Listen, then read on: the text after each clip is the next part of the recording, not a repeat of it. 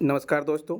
आज मैं आप लोग के लिए CSIR SO एग्ज़ाम 8 फरवरी फर्स्ट शिफ्ट का एग्ज़ाम समाप्त हो चुका है। इनमें पूछे गए से प्रश्न मिल चुके हैं जो आपका 100% रियल और ऑथेंटिक क्वेश्चन है। जिन्हें इसका PDF चाहिए वो हमारे टेलीग्राम या व्हाट्सएप ग्रुप पे जुड़ सकते हैं। डिस्क्रिप्शन लिंक दे दिया गया, या आप हमारे व्हाट्सएप नंबर से PDF प्रोवाइड कर सकते हैं। पहला प्रश्न दिया गया था, भारत पर 17 बार आक्रमण किसने किया था? भारत पर 17 बार आक्रमण मोहम्मद गजनवी ने किया था। भारत पर पहली बार मोहम्मद गजनी ने 1001 ईस्वी में आक्रमण किया था और कुल में मोहम्मद गजनी ने 1001 से 1026 ईस्वी के दौरान 17 बार भारत पर आक्रमण किया। मोहम्मद गजनी सबतुगिन का पुत्र था और गजनी राजवंश का संस्थापक और तुर्की दास कमांडर था। मोहम्मद ने खुद ईरानी दिग्गज का राजा आफरिया सियाव से वंश का दावा किया था। वह भारत में गहरे प्रवेश करने वाला पहला मुस्लिम शासक था।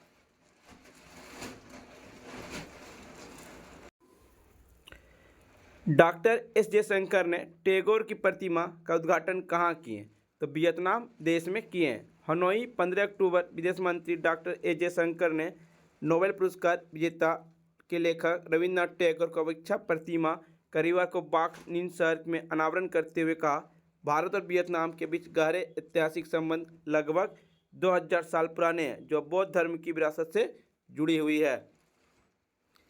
एक पूछा गया था, बुद्ध का असली नाम क्या है? तो बुद्ध का असली नाम सिद्धार्थ है। गौतम बुद्ध को 29 वर्ष की आयु में गृह त्याग किए थे और इस घटना को महापरिनिष्कर्मण कहा जाता है।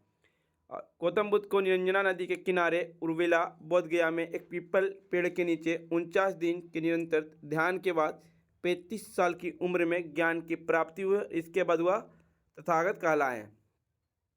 उन्होंने अपना पहला उपदेश सारनाथ में अपने 5 शिष्यों को दिए थे। इसे धर्म चक्र प्रवर्तन के नाम से भी जाना जाता है।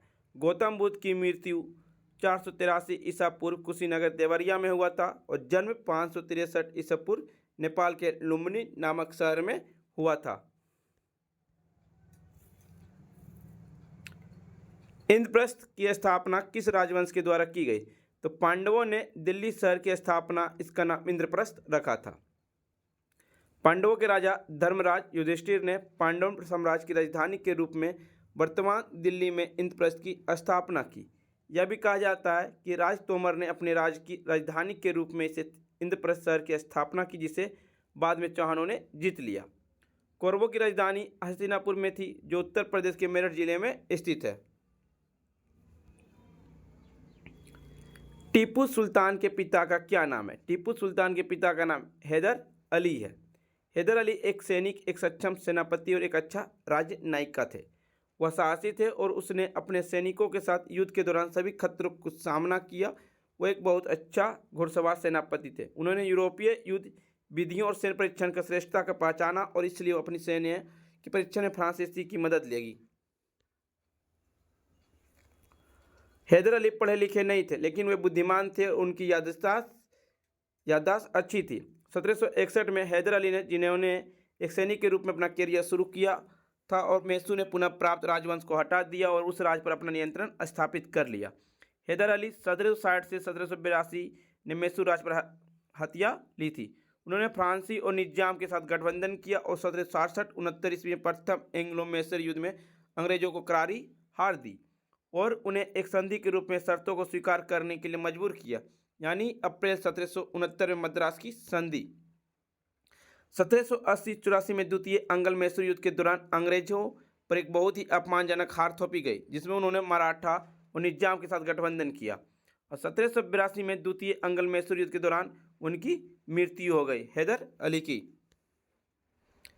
एक पूछा गया था, रामचरितमानस किस भाषा में? तो रामचरितमानस अवधी भाषा में। भोजपुरी भाषा का प्रसिद्ध कृतियाँ हैं विदेशियाँ, गबर गिचोरी बेटी बचाओ। मगधी भाषा की प्रसिद्ध कृतियाँ हैं पाली त्रिपिटक। ब्रज भाषा की प्रसिद्ध कृतियाँ हैं कवितावली, दोहावली। हिंद स्वराज पुस्तक के लेखक कौन है? तो महात्मा गांधी है। 1909 ईस्वी में गुजराती भाषा में महात्मा गांधी के पहले निश्चित लेखन को शीर्ष हिंद स्वराज था, और जो अब भी विश्व में महत्वपूर्ण रुचि पैदा करना जारी रखता है, जिसके शाब्दिक अर्थ भारत में स्वशासन है। गांधी जी को राष्ट्रपिता किसने कहा सर्वप्रथम? तो सुभाष चंद्र बोस ने कहा था। कांग्रेस के हरिपुर 17 अधिवेशन 1978 की अध्यक्षता की 38 की अध्यक्षता की और त्रिपुरी सदन 1939 में अध्यक्ष के रूप में चुना गया था, लेकिन महात्मा गांधी के साथ मतभेदों के कारण उन्होंने त्रिपुरी से इस्तीफा दे दिए थे। उन्होंने किसान सभा की भी स्थापना की। उन्होंने 1943 में सिंगापुर में भारतीय सेना आज़ाद हिंद फौज का कार्यभार संभाला और वह एक भारतीय अंतरिम सरकार की स्थापना की। सुभाष चंद्र बोस वह व्यक्ति थे जिन्होंने महात्मा गांधी को राष्ट्रपिता के रूप में संबोधित किए। उन्होंने प्रसिद्ध नारे दिल्ली चलो जय हिंद का नारा भी दिया। द इंडिया स्ट्रगल उनकी आत्मकथा है सुभाष चंद्र बोस की। बारडोली सत्याग्रह के नेता कौन थे? तो बारडोली सत्याग्रह के नेता सरदार वल्लभ भाई पटेल थे। यह सत्याग्रह के दौरान 22% की वृद्धि के कारण 1928 में हुआ था। उस समय वायसराय थे लॉर्ड इरविन। वल्लभ भाई पटेल स्वतंत्र भारत के पहले गृह मंत्री थे।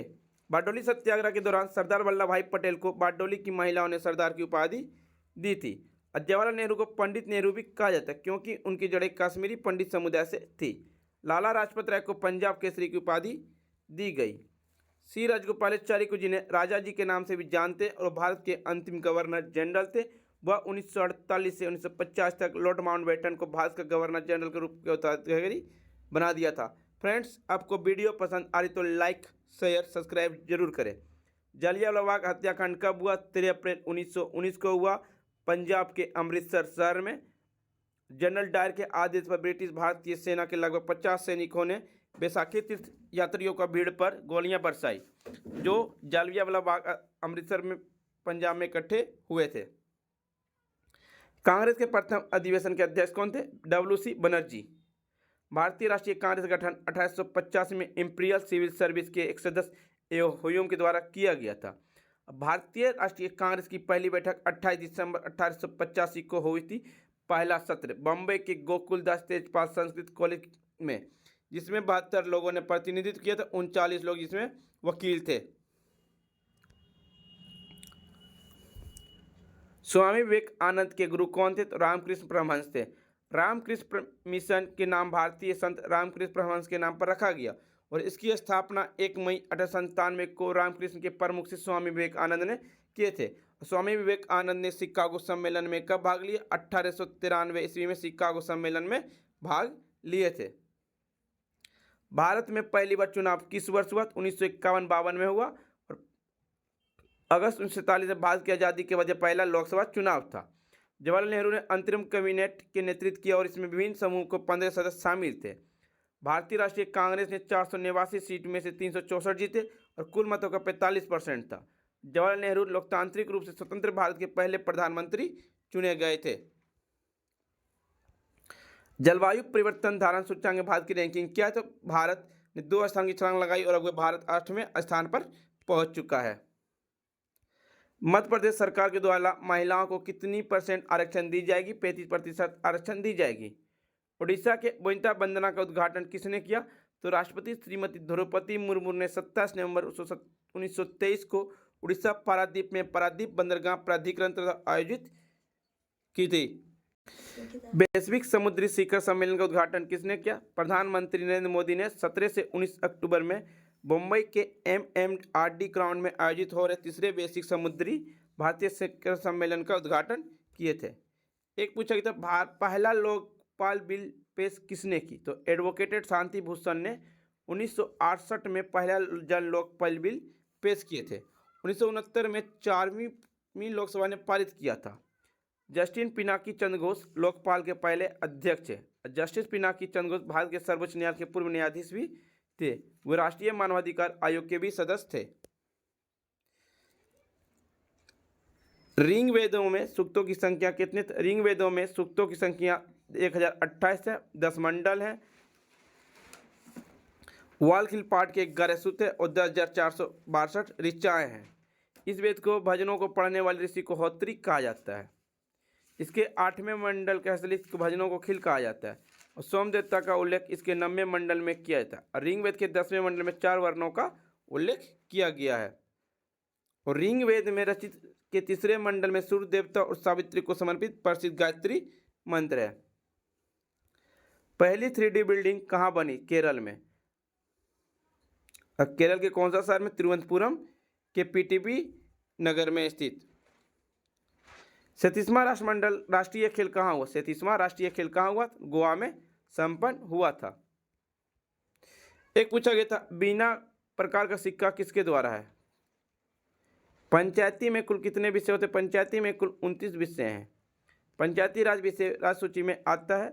इसे 73वां संविधान संशोधन 1992 में भाग 9 के संविधान में जोड़ा गया। पंचायती दिवस हम लोग 24 अक्टूबर को मनाते हैं। इसमें अनुच्छेद 243 से 243 ओ तक प्रावधान शामिल करते हुए पंचायतों के शीर्षक दिया गया। इसने एक नई 11वीं अनुसूची भी जोड़ी थी। 11वीं अनुसूची में कुल पंचायती संबंधित है, ये 29 विषय शामिल हैं। 11वीं अनुसूची के तहत पशुपालन, डेयरी, मुर्गी पालन, मत्स्य उद्योग कुछ विषयों का उदाहरण है। 12वीं अनुसूची 1992 के 74वें संविधान संशोधन अधिनियम के जोड़ा गया। इसमें कुल 18 विषय की चर्चा है। यह नगर पालिका की शक्ति और जिम्मेदारियों को शामिल करती है। एक तो भारत स्विट्जरलैंड मित्री समारोह कहाँ हुआ था? तो भारत उत्तराखंड शहर में हुआ था। मुमताज किसकी पत्नी थी? मुमताज मुगल बादशाह शाहजहां की 13वीं पत्नी थी। 17 जून 1631 को अपनी 14वीं संतान गौहरा बेगम को जन्म देने के दौरान लेबर पेन से मुमताज की मौत हो गई। मुमताज की मौत होने के बाद 1632 ईस्वी में ताजमहल बनना स्टार्ट हुआ और लगभग 22 साल लगा था। संयुक्त राष्ट्र बाल लेखा परीक्षा समिति के उपाध्यक्ष कौन है? तो गिरीश चंद्र मुर्मू है।